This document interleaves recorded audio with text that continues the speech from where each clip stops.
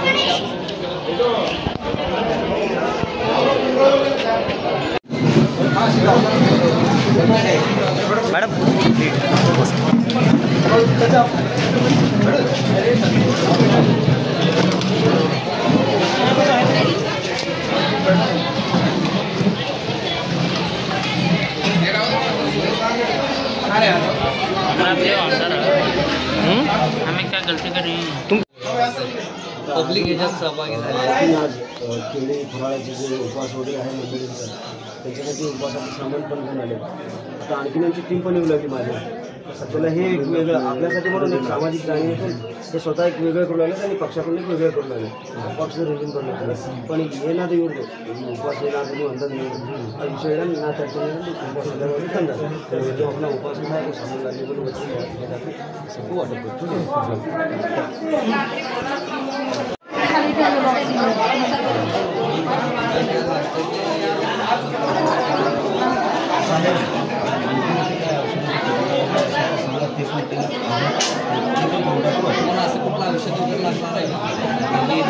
कमी पडला